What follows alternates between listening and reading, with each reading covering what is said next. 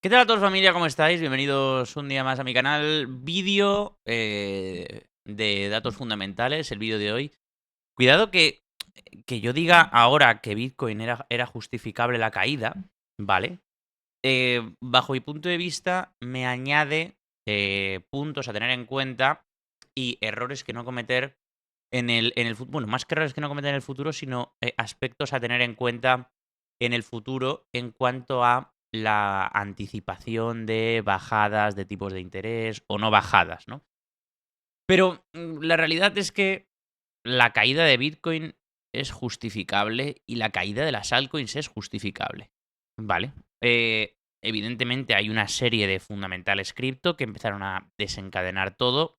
El primero fue la explosión de la burbuja de meme coins en Solana, ¿vale?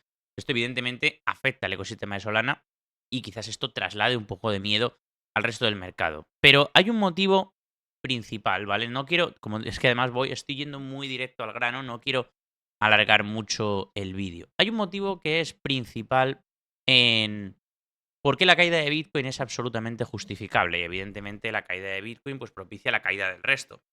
Esto es así, ¿no? Durante todo este tiempo, nosotros hemos pensado que tener una serie de datos económicos malos nos acercaban cada vez más a esa bajada de tipos de interés. Y esto siempre nos ha venido bien. Siempre que hemos visto bajadas del PMI en los últimos 2 o 3 años, han sido datos positivos para el mercado porque parecería que estuviéramos más cerca de bajadas de tipos de interés. Siempre que hemos visto subidas del desempleo, parecería que estaríamos más cerca de bajadas de tipos de interés. Y siempre que hemos visto caídas en ventas, siempre que hemos visto caídas en datos económicos que afectan directamente al pueblo americano, ¿vale? Y que afectan directamente al dólar, siempre hemos pensado que era positivo porque cuanto peor, mejor, ¿vale? Pero en este último mes hemos descubierto que a veces no es así, ¿vale? Que a veces no es así. Y no es así no por algo que estáis pensando, ¿no? De que a veces es mejor que los datos sean buenos. No, no tiene nada que ver, ¿no? La diferencia aquí es que, como todos sabéis, la Reserva Federal tiene un doble mandato. Y es mantener el máximo nivel de empleo posible controlando la inflación en el 2%. ¿Vale? No es solamente el empleo, no es solamente la inflación, es un mandato doble. ¿Vale? Con lo cual parecería pensar que cuando subiera el desempleo, la Fed podría actuar, ¿vale? Pero es que el desempleo realmente está, ayer subió una décima, pero está más o menos como siempre, ¿no? En el 4, 3,9, 4,1, como siempre, más o menos, ¿no?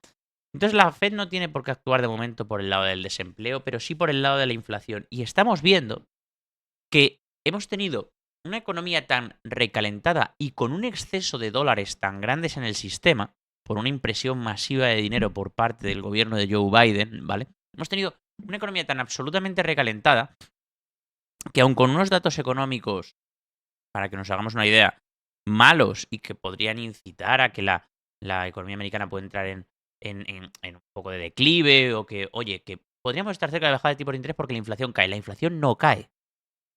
¿Vale?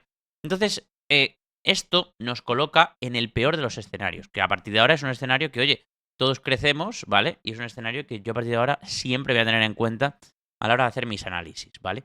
Y es, ¿puede estar dándose la situación de que todos los datos económicos sean malos, pero que a pesar de todo esto la inflación no caiga por el exceso de masa monetaria que hay en el mercado circulando? Pues puede ser.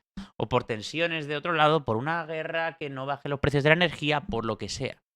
Puede ser, porque el empleo sea tan alto que los salarios, aunque la economía vaya regular, tengan que subir porque necesitan trabajadores en la... Puede ser por mil cosas, ¿vale? Pero el caso es que esto estaba pasando. La inflación no estaba bajando y en este caso todos los datos económicos iban mal. Con lo cual, esto coloca a la Reserva Federal, si sostuviese su posición de fuerza, ¿vale?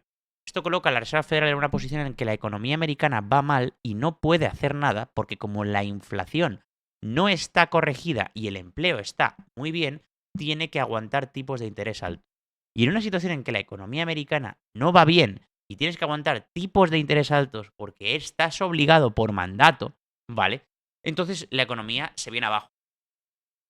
Se viene abajo totalmente y entonces ya será después cuando tendrás que bajar los tipos de interés cuando ya esto haya sucedido, ¿no? Cuando empieza a haber destrucción, ¿no? Pero la realidad es esta. Podían venir datos económicos malos y la inflación no bajar, porque hay un exceso de masa monetaria tan grande por lo acontecido en el pasado que esto produjese que cuanto peor mejor, no, cuanto peor peor. Es decir, tener datos económicos malos que afecten a la economía de Estados Unidos, ¿vale? Y no tener la posibilidad de bajar tipos de interés, porque en este caso la inflación no está controlada y hay que seguir apretando un poquito más. Pues esta es la situación a la que se enfrenta Estados Unidos. Había también que recordar que en Europa estaban bajando tipos de interés a muerte y en el resto del mundo también, salvo en Inglaterra. Y entonces esto podría realmente provocar que haya una diferencia bestial en cuanto a políticas de banca central, inestabilidad. Este es el meollo de la cuestión, ¿no? Entonces, ahora que se ve con perspectiva, ¿vale? Al igual que se ve con perspectiva la caída del 2021, es decir, joder, cayó de 64 a 28 por esto y rebotó por esto, ¿no? Cayó de 64 a 28 porque como estaba subiendo la inflación, se esperaba que la Fed subiera tipos. Al final la Fed no sube tipos y al final Estados Unidos imprime más dinero, sube de 28 a 69. Cuando llega a 69 ya dice la Fed que va a empezar a subir tipos y entonces empieza a caer. Dices, muy fácil, ahora eso ya lo sé ver. ¿Qué es lo que pasa aquí? Pues, como te digo, que datos económicos malos, que lo más normal es que todo el mundo se quede a la espera en la bolsa a ver si la Reserva Federal reacciona. Si la Reserva Federal no reacciona, caída. Y eso es lo que está pasando. Trump está provocando una caída en los mercados, con los datos arancelarios que estamos teniendo, más que ya lo veníamos con Joe Biden arrastrando, arrastrando una serie de datos negativos. Y encima con todo esto, la Reserva Federal sale y te dice que no va a bajar tipos de interés. Bueno, pues ahora, como te digo, este es el escenario y por tanto es absolutamente justificable porque esto hace que las bolsas bajen fuerte y por tanto que las criptos también, y más aún si las criptos dependen más todavía de bajadas de tipos de interés y no las están haciendo, ¿no? Pero ahora, como digo, vamos a ver un poquito más allá. Espero que haya quedado claro lo que he contado. Entonces, si no te ha quedado, si hay alguna duda, déjamela en comentarios, ¿vale? Ahora vamos a ver las probabilidades de bajadas de tipos de interés, ¿ok? Ayer decía Powell que no, que no hay por qué corregir nada. Evidentemente, Powell está diciendo no hay por qué corregir nada, refiriéndose al 19 de marzo. Porque Powell es muy listo, manda ese mensaje, parecería que estaría hablando de que no hace falta corregir nada en los próximos meses, no hace falta corregir nada en 11 días, que es lo que pone aquí, ¿vale? Y por eso la probabilidad que ayer estaba en el 98, cuidado que ya está en el 88, ¿vale? La probabilidad del 7 de mayo en este momento está aproximadamente 50-50, ¿vale? 50-50 aproximadamente. Y la probabilidad de 18 de junio es obvia, ¿vale? Entonces, aquí, en este momento, estamos en una probabilidad de, como digo, 50-50. Ahora mismo falta ver cómo se van desarrollando los acontecimientos, si Trump consigue, en este caso, seguir metiéndole presión a la Fed con lo que está haciendo y ahora veremos. Repito, lo que está haciendo Trump es muy sencillo. Trump no se ha vuelto loco, ni está haciendo ni quiere joder a Estados Unidos con estos aranceles, porque si realmente piensa lo que está haciendo, eh, está fastidiando, está jodiendo a los Estados Unidos.